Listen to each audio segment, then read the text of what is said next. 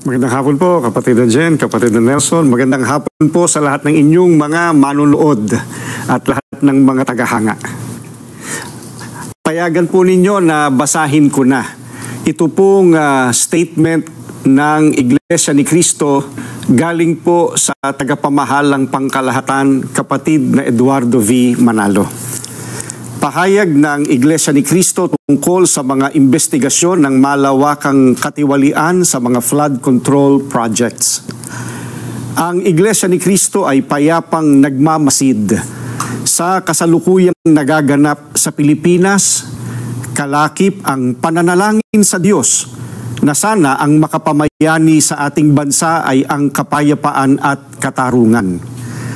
Ang mga pagtatalo-talo at pag-aalitan na ibinunga ng malaking eskandalo ng katiwalian sa libu-libong flood control projects ng kasalukuyang administrasyon at ang mga pag-aawayang pampulitika ang dahilan ng mga kaguluhan ngayon sa ating bansa.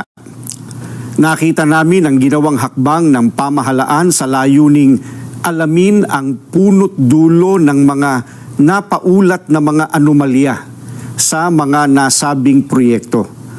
Bukod sa sinimulang mga pagdinig tungkol dito ng Kamara at Senado, ay itinatag din ang Independent Commission for Infrastructure, ICI. Tulad ng maraming Pilipino, naghihintay din kami hindi lamang sa magiging resulta nito na dapat ay totohanan at mapagtitiwalaan, kundi kung paano ito maisasagawa ng walang pag-aalinlangan.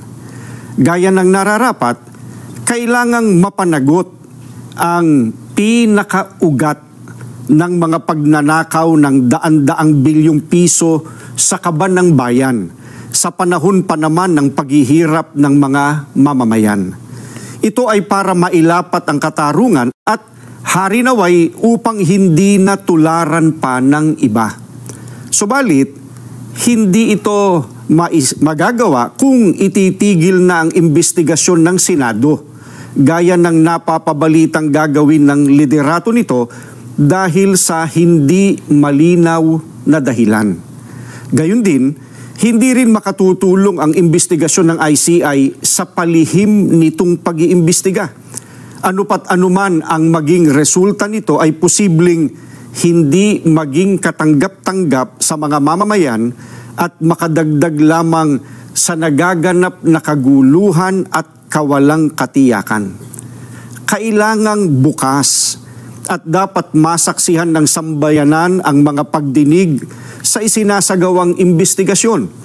Naniniwala kami na para magkaroon ng kapayapaan, kailangang patuloy na imbestigahan ang malawakang katiwaliang iyon at isagawa ng may transparency at walang kinikilingan o pinagtatakpan.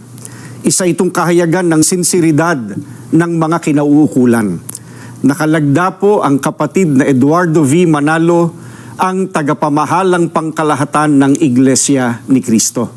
Maraming salamat po, kapatid na Jen, kapatid na Nelson.